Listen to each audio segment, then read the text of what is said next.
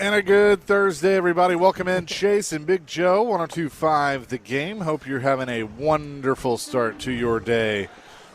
To this point, we're live at Bar Lines at the Omni Nashville Hotel, our home away from home. Always enjoy being here. Got a nice crowd on hand that's now looking at us like, what is this? Yeah. Who is talking to me? We didn't pay for this.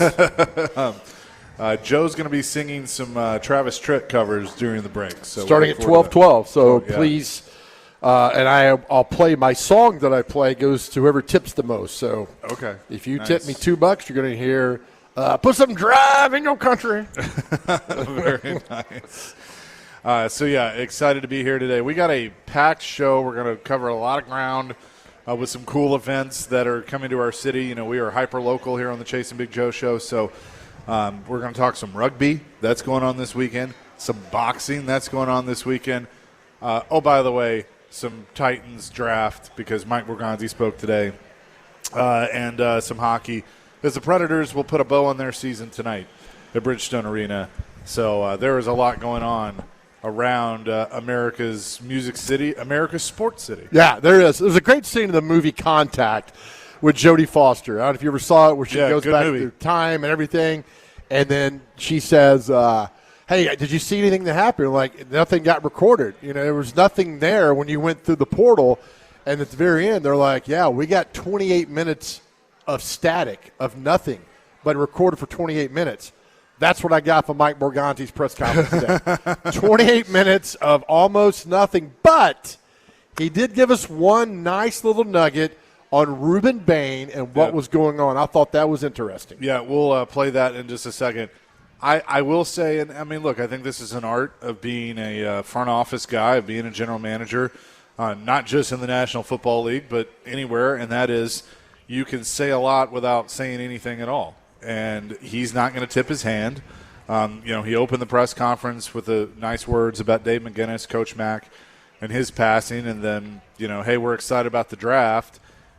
First question right off the bat was about Jeremiah Love, on if a running back with a special profile would be worth the fourth-round pick. I'm going to read the answer. We'll play the answer, but I'm going to read the answer. I certainly think there's a cluster of players up there that we really like, but in particular, Jeremiah, I think he's a special player. I've talked about this at the Combine before, the speed he can do, things out of the backfield as a receiver, but there's also a group of edge guys up there that are really good too. So I think we'll have some really good options there for us. Okay. I like the player, but I'm not going to tell you what we're going to do. Right. Yeah. Nor should he. It's like he was reading the draft. I could have done that, Mike. Yeah. I could have come over there and read the draft profile of all these guys. Yeah. For free. I'd have done it for free today. But I mean, what do you want him to do? So why have the press conference? Well, if you're not going to tell me anything, why have a press conference? But it's been this way forever. They don't tell you anything, and which is fine. I understand all that. But we did get a little nugget on something that has been concerning for people about Ruben Bain, so I thought that was interesting. I thought that, and they'll play the clip in a moment, but evidently the teams know. That's your hint, Dr. The teams know. According to Borgonzi, yeah. I've gathered that all the teams knew about what happened in Miami. Yeah, you got it. Go ahead and play it. Yeah, I mean, we've known about that information for a while. We've researched it, discussed it. We've talked to Ruben multiple times. We've had multiple touch points with Ruben, and feel really good about the person. People make mistakes, but we really enjoyed having him in here and discussing a lot of stuff that that had happened before. But we feel good with Ruben. There you go. Pretty good. I mean, that doesn't tell me they're going to take him, but that tells me that they've had the discussions internally and it's not a concern. They don't seem bothered. Yeah, it's not a concern. Again, I thought if Ruben Bain had a history of reckless driving and 6, 7, 8 tickets and just a bad guy in the community, yeah.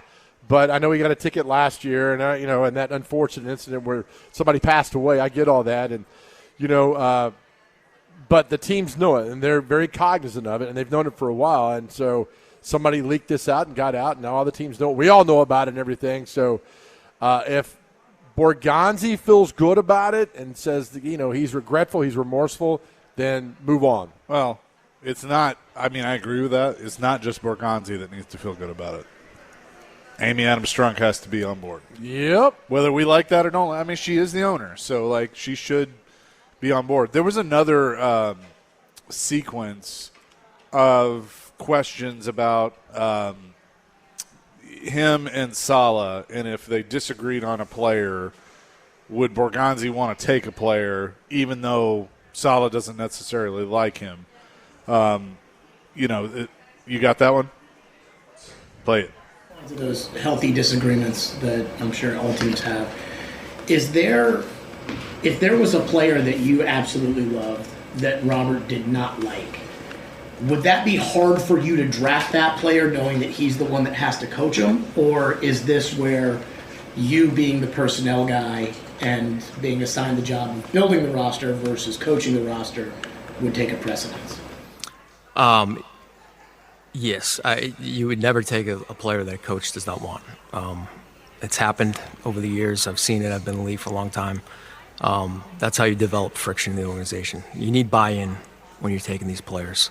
So whether it's a position coach or it's the head coach, that's why you have so many of these discussions, headed into the draft. And you never want to force a player onto a coach that they don't believe in.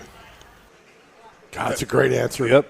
I mean, look, I think that is important. That they're, even if they're not necessarily on the same page on something, but that they have that agreement of like, hey, I'm not going to, if this is somebody you don't want, I'm not going to force you to coach them. I love it. And that's important because, yeah. Because I kind of feel like, especially with Vrabel and Rand, that wasn't there. Well, there's that rumor that when the Titans drafted Chris Henry in 2007, that they drafted him, and the scout, this is all rumor, and I've heard it from many different people, that they told Fisher, like, all right, we drafted him, now you coach him. Yeah. What? I mean, it's like, okay, I get that. That's not how that works. Right, and Chris Henry was an absolute disaster at a second-round pick for the Tennessee Titans in 2007. So that would have been Mike Reinfeld's first year, right? Yes, that's right. Yeah. Yep, because they took Michael Griffin first and took and then they got weird with Griffin, tried to make him a corner for during training camp, and he was a terrible corner. He was a great safety. But that was the thing, is like I like hearing that they are in cahoots, they're together. Let's build this together. A house divided cannot stand. So I think I'll take that as something relevant that came out of the presser today. I like that. Yeah, I mean, look, there were a few little nuggets in there that, him saying it's a deep draft for interior offensive linemen, which is good. Left tackle was discussed. And so I don't know. I think it's kind of interesting to look at it a week out and see what they end up doing. I heard Jake and Parker discussing before our show, could they potentially go left tackle at 35? Knowing that they're probably going to need that position in the next year or so. I would hope not. Yeah, right. I think you address that when you need to address it. As long as the left tackle is not from Alabama, I'm good. Draft any offensive lineman as long as they're not from Alabama and go forward with all that. Who knows? I mean, we discussed yesterday about Jerry moving up, Titans moving back with 12, 20, and 35. I don't like that. I think the draft is top-heavy. I agree. I think you're going to miss out on an amazing playmaker if you get back past maybe 8 or 9. So just stick where you are. Build who you are. What if – this is a big what if. What if somebody calls him and says – or what if Jerry calls him and says, I'll give you 12 and 20 to take 4. Okay. Straight 12 and 20 to move up to 4. Right. And he's keeping 35. Maybe you give up a 4th or something, but you're keeping your money picks to move up for Jerry to move up to 4. Okay. I think on the Jimmy Johnson chart, the Titans would probably have to give a 3rd or something. But anyway, let's say he does that. Well, then who's to say he couldn't take 12 and maybe a pick from next year and potentially move back up into the top 10? Sure. We've seen that before. You got to have a dance partner. You got to have to move up. But I think if you get out of the 8 or 9, you're going to lose out on a guy who comes in and can get immediate play time and can wreak some havoc for your team. Like if Jerry doesn't take Love, if Jerry were to move up to 4 and to not take Love, and he takes one of the pass rushers, because they do need that, And all of a sudden, I think the Giants would probably take him at 5 if he's there, but you could be kind of looking that, Bain's still there or Love's still there or Reese or somebody, and, call Cleveland, call New Orleans, because the thing is, if Love got to 8, he's going to be a Saint. Like he's going to the Saints. Yeah, you're right. But you could finagle some things and move back up, and even use 35 if you needed to, because you still have 20. You do it. Jerry's going to take a running back. I'm telling you. I think the more we talk about Love and the more we say how great he's going to be, all these teams are salivating on him, and we're forgetting about the Cardinals at 3, who could also throw a huge hammer in the middle of all this and screw everything up. It's going to remember. I think they not lower the time from 10 minutes to 8 minutes. Between, they did. All right, they did, and he said he doesn't mind that actually. Good. So if you're trying to work a deal, you got to be on that. Well, phone you're working it right now. You got to go immediately and see what you can get going. Because you come to draft night, it's like, oh, this guy fell, that guy fell. Hey, yeah, Mike, we talked about, I'll pass on that. I would be fascinated to be inside that draft room for everything that goes on next Thursday night. Fascinated. I would love to. I mean, we talk about it. The movie Draft Day is pretty bad, but I think where they are correct is the amount of phone calls that are being made the morning of the draft, and the GMs talking to each other, and pancakes being eaten, and all those things. How many times have you seen the movie Draft Day? Like 3 times. I've seen it about 40. Yeah. Every time it comes on, I watch it every single I'm on time. such a Kevin Costner kick right now that I'll definitely watch it. But. So it's good. And that's the thing is that, they have the live cams in there.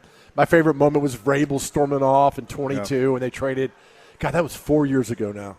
4 years ago. I noticed something on the Titans YouTube page. They have last year they put up the phone call that Borgonzi made to Cam, to let him know they were taking him. And from what I remember from last year, he handed the phone to Amy, and then Amy handed the phone to Callahan. The Callahan part's cut out. Oh, is it? Yeah. Oh, man. Oh, okay. But I laughed at that. I'd cut him out too, man. 615-737-1025 is our phone and text line. Driven by WilsonCountyHonda.com. What is our question of the day? Well, we don't have a lot of time to get into it today, so it's not so much a question of the day. It's what happened on this day 28 years ago in Nashville. That's the day that the tornado came right through downtown, leveled East Nashville. We had one death here in the city over at Centennial Park. One death is one too many. But it's hard to believe that tornado was 28 years ago today, right? And it went right through downtown. It went over to Nissan Stadium and knocked a bunch of cranes down over there. And it was a day – I was just starting at Channel 2. I was out in Hermitage when all that came through and all the tornado destroyed the trees out there. It was a day. The 2020 tornado was awful. It was awful. But the 1998 tornado was the first one I ever really got to be in, and that was quite scary. And it's crazy that only, again, one's too many. One person passed away. Because you go to East Nashville that afternoon, the next day, you're like, how did 100 people not die? Yeah. I don't understand that. But if you were here, let us know what you thought of, where you were when that came through. Did you heed the warning sign? I don't think we knew something was coming. Nobody knew that was going to happen that day. What were you, 10 years old? I was 10 years old. I was in the 4th grade. I was about to turn 11. But I was in the 4th grade. I will tell you that day actually was very influential in my career choice. Okay. Because I had already kind of shown interest that I wanted to be around a microphone or a camera or something. But watching Channel 5's coverage that day when they were knocked off the air, and Chris Clark at the tower with like a microphone plugged into the tower, essentially, I was like, I want to do that one day. Because they're making a difference. Yeah, that's right. They did whatever they needed to do to make sure people knew what was going on. Yeah, that was a heck of a day, man. It was scary. Cell phones weren't working. And then like 25 years later, it almost happened again to him. Yeah, right. Yep. So I just thought about some questions. If were you here What do you remember about it? Where were you? Yeah. Again, the warnings that happened that day, because it happened fast, man. Right down Charlotte Pike, turned to downtown, down Broadway, and then took over to the river, East Nashville, and then it's almost the same path it took as the 2020 tornado. It's crazy, man.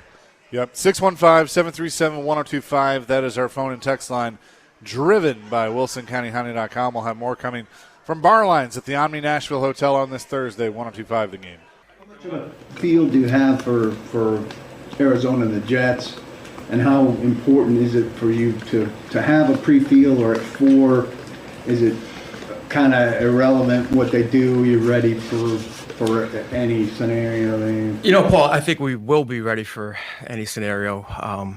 If you listen to everything that's out there now, though, it's a lot of smoke screens. So I think you do have to pay attention to it, right? But certainly I think that we're going to have options there at 4, no matter what the team does in front of us. This is Mike Borgonzi this morning, Titans general manager, discussing the draft. Not giving us a whole lot, but that's okay. Yeah, we have a mutual friend, you and I do, yep, and who knows Mike Borgonzi really well. This guy is a very, very good football knowledge IQ guy, and says that Borgonzi knows exactly what he is doing and how to build the team. So that's part of our excitement with you and me, is that the fact that, look, they finally got a competent GM in there who knows how to build this team, who knows how to build a team in the front office together and get it done. So I think if you're a Titans fan, you hear him today, he's got a clear plan. He's not going to tell you what it is, because he probably doesn't know what it is right now with different scenarios going on. I think he's the right guy to run this football team for a long time. I agree. I mean, I think – and I referenced Floyd in our time together a lot this time of year, that I learned that he's like, you can't say too much, because you got 31 other teams that want to know your plan. Sure. And, he's told stories about, leaks and, getting rid of those. And so you got to be careful. And you got to keep the circle very close. Coach Fisher's talked about it, of this time of year, you got to keep it very close to the vest. Now, I do think they have the luxury, if they stick and pick at 4, which right now my gut feeling is they do, that they have a chance. They have at least 4 guys that they are comfortable putting on this team at 4 and would be fine with any of them. That's the sense I get of trying to read the tea leaves and all of that. But, now, is there one they'd prefer over the other? Probably. I just think on his table, he's got, all right, the Raiders are off. But there's a card that says, well, if the Raiders somehow don't take Mendoza, what do? Right? The Jets are going to swallow up Mendoza second, right? And when he goes. All right, what happens? So who would the Raiders take if they didn't take Mendoza? That's the problem. And so you got to be they'd probably take Love. Right. You got to be prepared. Well, they already got Ashton Genty. I mean, they want another guy. I mean, 2 running backs like that. Yeah. Why not, right? It's Vegas. So you got to be prepared for that. And you got the Jets, right? So the Jets are going to do something. You got scenarios there. This player, so you got all these cards on. That's on one table. Then you got to go to the Cardinals table and figure out, all right, what are they going to do? Who's going to trade up with them? Could they stick and stay at 3? Are they going to entertain offers? So then you got all this whole table over here. Then you got your table, which plays off of what happens at 2 and 3 with the different trades that go on. I would be, with my ADHD, I'd be fast. I'd be such a good help inside that boardroom next Thursday night, figuring out who's going where and what's happening, this and that. I think it's fascinating. I think it's going to be a lot of fun.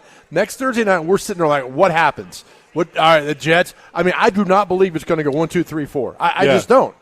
Well, I just don't think it's going to happen. By the way, our draft coverage next Thursday night at T-Line, it'll be us and D-Mace. Nice. That will be the draft show. So I love it, buddy. We're excited about that. I'm sure one of us will have a meltdown. So I love punching him in the side too. Yeah. Derek. I will say this, that I don't think this has been brought up yet. You talk about lion season and smoke screens and all those things. You know what one of the most perfect smoke screens is that nobody's brought up yet? The fact that the Tennessee Titans have like 5 running backs on their roster right now. Oh, okay. And to say what you want about them, two that could be starters. I mean, Pollard is a starter. Spears, I don't think is, but he could if needed. You have those two guys plus your backups that you've signed. Yep. They're all on the roster right now. So the smoke screen could be, well, why would they take a running back? Even though he is I think, a generational talent. Handshake, pat on the back, take care of yourself. Yeah, that's how basically. 3 get. Right. That's how you run 3 out of there. All right. No, you never know. I mean, look, you sign these guys. They could be the camp arm or the camp leg. It doesn't matter. You just keep signing because you might strike. Go. What's it costing them to get 5 running? These 3 extra guys. Nothing. And look, in my opinion, if you did take Love at 4, you keep Pollard and Spears for a year because that gives you more weapons, and you're not just throwing a rookie in there too. Now, if you take Pollard at 4, and all of a sudden you got a team calling, hey, I'll give you my 3rd for Pollard, then sure, you take it. Yeah, I just think that they're kind of the same. I want that 3rd running back to be an absolute bruiser. Yeah. Somebody, yeah, not a guy who's 5'5" with no ACL. Which that's the guy. Is that the bruiser guy? That's Superman. Right, but they signed the guy out of Arizona. I don't. Isn't he kind of a bigger? I don't even know who that guy is. Michael something. Adam in Portland wants to weigh in real quick. Adam, what you got? Michael something. Well, your 3rd running back needs to be able to make tackles on special teams. Just find Yeah. that. But the more I'm sitting here listening to you guys, the more I'm convinced we need to trade out. Like, I think the best teams don't get blinded by sparkly players at the top of the draft, man. Like, you find a way to get deep. Like, our team is not very deep. We got deeper during free agency, but you got to find a way to get back to like 8, 10, 12, something like that, pick up more assets. I just am not convinced the draft, even if he's a great running back, I'm not convinced he should be the pick, man. I think we need more picks. Okay, Adam, don't hang up yet because all right, I hear you. I hear you. But how many players does this team currently have on its roster that would scare another team? The answer is really one. The respect, and that's Jeffrey Simmons. You hope Cam Ward becomes that, but I do believe if you stick and pick at 4, you could get a guy that another team is going to have to show respect towards. And that's the whole reason why I say if one of the guys on your board that you believe can be a franchise changer for you is there, you take it, and then you figure the rest out later. I don't think Love lands at 4. I think he's gone. You may be right. I think he's gone, and I'm going to be disappointed. And if he's gone, then you trade back. How far? All your guys are gone. After 8 or 9, you're done. Okay, well, if Bain's still there, then I might consider, 7, 8, somewhere in there. Then you got to willing that the Saints or one of those will move up to get those. And sure. If Bain's there at 5, you got. I know Abdul Carter was. There's going to be Bain and Abdul Carter at the ends rushing in for the Giants would be fantastic. I just don't think he's going to be there. And I'm going to say, and I know I tell you all the time, don't suffer imagined troubles, but I think Love is gone, man. Adam in Portland did say that's fair, Chase, but I'm just worried about this team being able to make tackles to stop people from running down their throats, and that's not a one-man job. We need a lot of players to trade back. That's a fair point. We will continue the draft discussion throughout the show, but coming up next, there's a big event coming to Geodis Park this weekend that we want to tell you about on Sunday, April 19th, and that is the Guinness Music City Rugby Showdown. The first ever Major League Rugby match in Tennessee will be at Geodis Park coming up this weekend. 2 of the league's top teams, the Chicago Hounds and the 3-time defending champion New England Free Jacks. We will talk to Jason Higgins. He's one of the players. We'll talk to him coming up next here on Chase and Big Joe 102.5 The Game. Joe 102.5 The Game on this Thursday. We're live at Bar Lines at the Omni Nashville Hotel. This is an event we've been excited about. We've been telling you about it, the Guinness Music City Rugby Showdown. It is the first ever Major League Rugby match in Tennessee. It's going to be at Geodis Park coming up this weekend, April 19th, featuring 2 of the league's top teams, the Chicago Hounds and the 3-time defending champion New England Free Jacks. And to talk more about that, we decided let's bring on a player Jason Higgins of the Chicago Hounds is with us now. Now, what position do you play? So I play scrum half. Okay, what is that? What is that? Look, I'm just going to give you full disclosure. We don't know anything about rugby. This is a learning experience for all of us. So the scrum half is like the link between the big guys, the forwards, so like the O-line, and the fast guys, the backs. Okay. So it's kind of like a playmaker. All right. He's a decision maker, passing, kicking. So you're trying to get the ball to somebody that can get it. Exactly, to move the ball around. Yeah. Yeah, you move the ball. Now, the big guys are the crazy ones, right? They're the ones who just go hammer and tongs and carry the ball hard, smash each other, yeah. So do you block when you pass the ball back? I'm so fascinated by you guys. The ball can only go backwards. Okay. You can run forwards, and you can't block players now. You can't. There's no blocking. You just stand in front of them? I mean, how do you... Well, if you get tackled... with the ball? With the ball, two of your guys are allowed to come in over you and smash the other two guys back. Because they're trying to get the ball too, you know. So this is great. It's kind of chaos, yeah. And the ball is pretty much always live, right? It's always like that's the thing. The ball is all, we kick it out of play, but the ball can be in play for like 5-6 minutes. Like, it's tough cardiovascularly, like. So if someone that's going this weekend or is listening to this right now, it's like, hey, this sounds interesting, and has never seen a rugby match before in their life. What are the simple things that they need to know? The ball can only go backwards. Well, it's like football in the sense, just without the pads. The physicality is the same. It's incredibly physical. Like a little soccer mixed in too, I guess? I suppose, like footwork and evasion and, like a bit of wrestling in there too. But, it's wall-to-wall entertainment, to be honest, yeah. So you're from Ireland. Yes. What made you decide to play rugby? Just growing up, my granddad played it, my dad played it. It's huge in Ireland, so you either play Gaelic football, which is like the local indigenous sport, soccer or rugby. Yeah. And rugby just I was better at that than the others, so I just kind of kept going and got me here to Nashville, which is kind of crazy, you know. Yeah, and on this great show, too. Yeah, of course, sorry. Jason Higgins is with us. All right, so when you get the rugby ball, how many people are you have to have a certain number of men on the line? No, it's up to, it's 15 on 15. So ideally you want as many people in the defensive line as possible.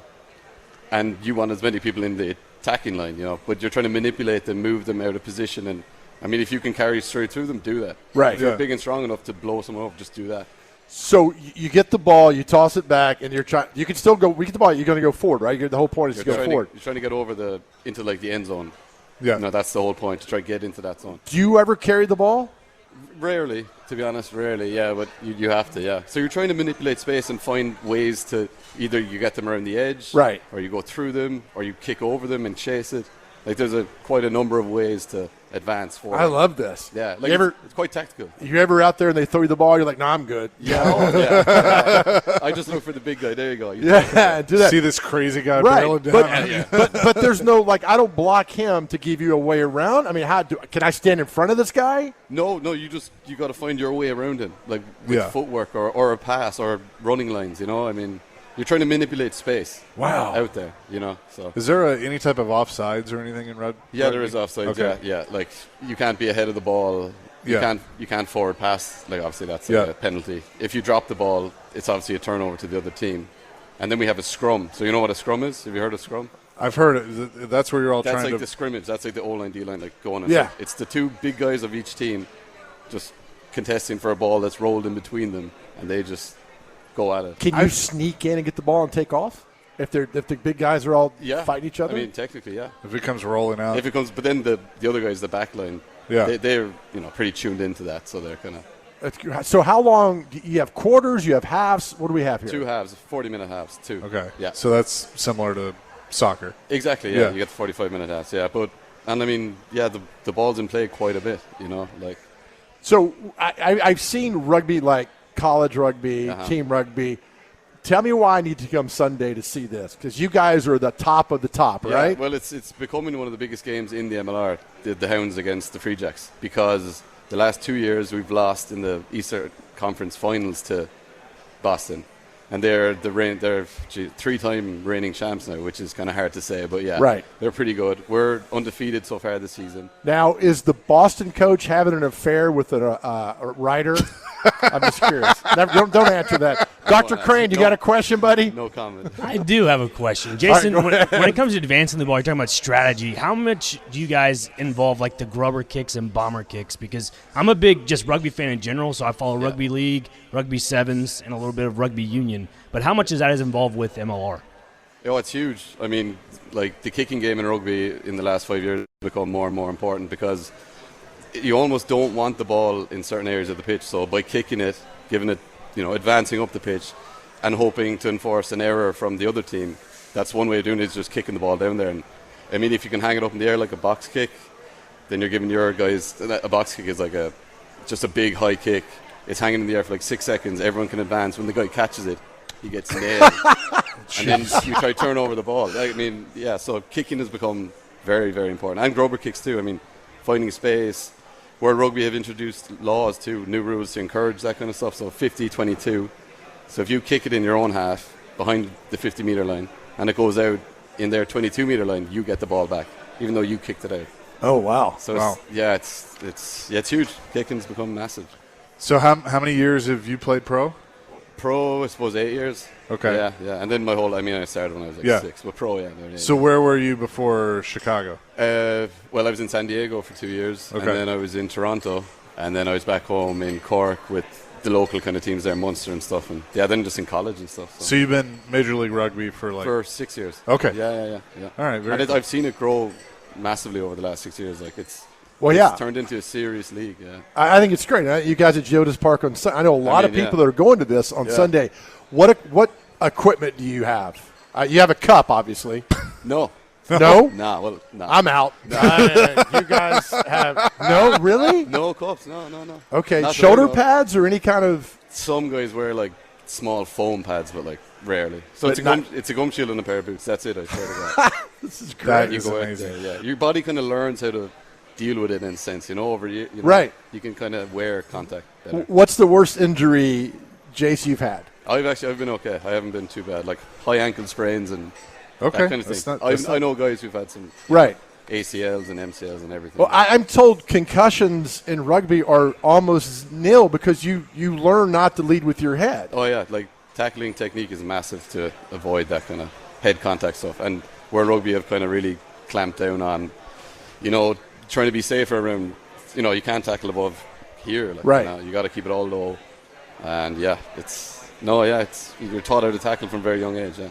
That is amazing. Right? Again, coming up to this Sunday at Geodis Park, it is the Guinness Music City Rugby Showdown between the Skipjacks and the Hounds. And right now, we have a pair of VIP tickets in the Premier Club. What's that number? To give away. All-inclusive tickets with food and drinks, a meet and greet with the players, post-game, and a fast pass for Broadway bars included in the ticket package. 615-737-1025. Caller number 5. What's your number? Oh, yeah. What is your number? 9. Caller number 9. Caller number 9. 615-737-1025. And Dr. Crane will hook you up with those tickets. You guys got practice today? No, not today. How often do you practice? It's twice a day, like 4 times a week, and then match day. And some of those practices are just like weights in the gym or kind of light, just kind of walk around technical stuff. But yeah. So, like, 2 hard sessions. Yeah. Okay. Do you like hitting each other? Oh yeah, early on in the week, yeah. You have to just prepare your body for the weekend, but not too much where you're hurting for the weekend. So. Yeah, I need to know where you guys are hanging out this weekend because I'm not getting to a bar fight with you guys. None of y'all. No, I would. All right, I'm good. I think Old Red is the okay. bar this we'll weekend. avoid Old Red yes, then. All right. Now they're all great lads. We enjoy a good time. Yeah. Oh man, how much fun do you have? I mean, this is. You're beaming talking about it. Obviously. No, it's amazing. I love it. Yeah, it's all the experiences you get all over the world and the people you get to meet and the stories you have, like it's special. It's a special game. Yeah. So, have you ever had many dealings with the commissioner of Major League Rugby? No. Okay, that's probably good. Yes. Well, during doing this, I remembered my cousin. I was like, I think he did something with Major League Rugby. He was the commissioner until 2023, and then he stepped down, and now he's with pickleball or something. But I was like, what a small world. It is. The rugby world is a small world. Very small. Your cousin was the commissioner of this league? Yes.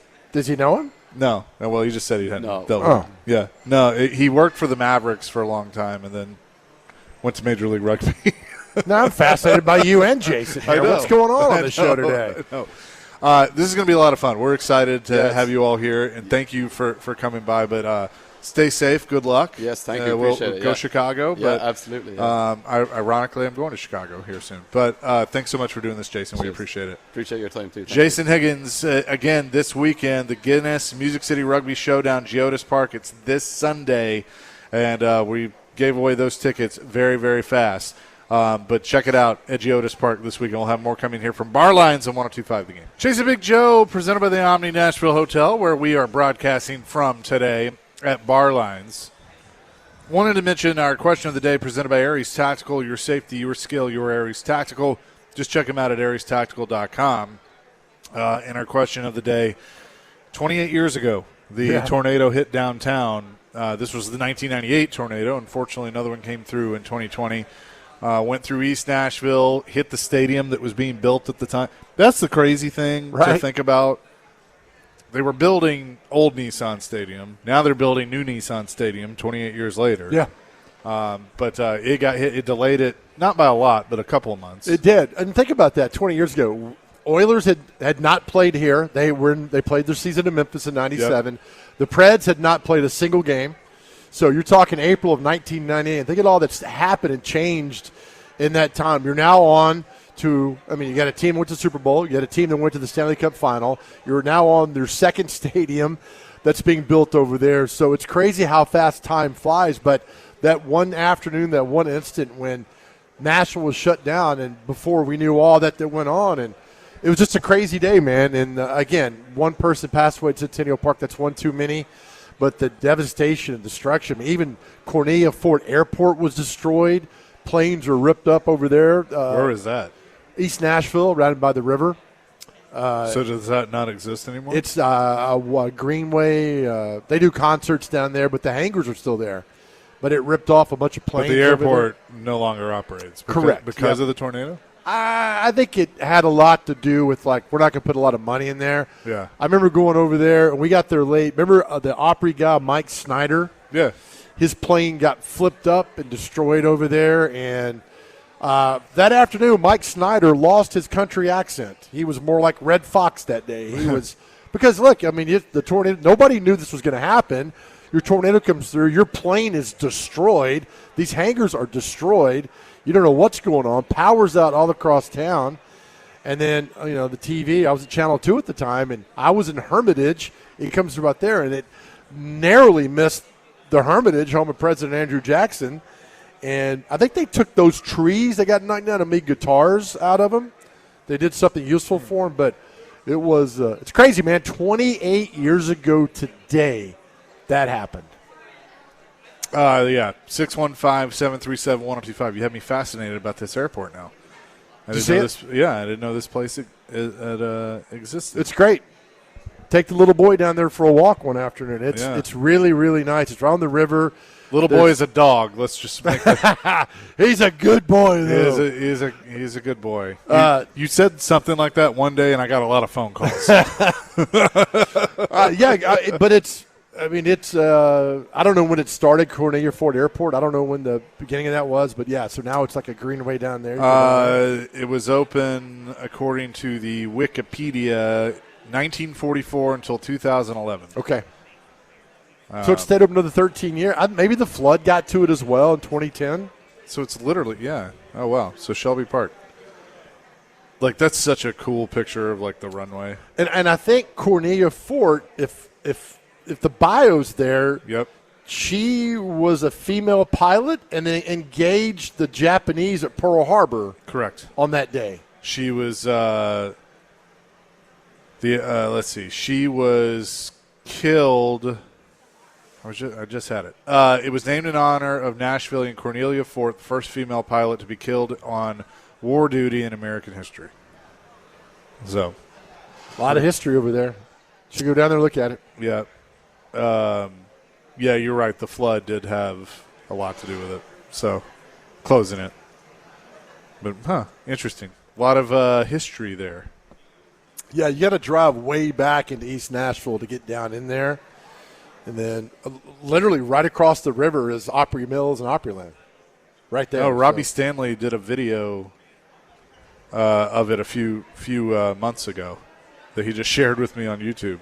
What's Robbie Stanley doing out there? I'm just hanging around. And that's it? Okay. Yeah, there you go. Okay, well, now I got to go check this out.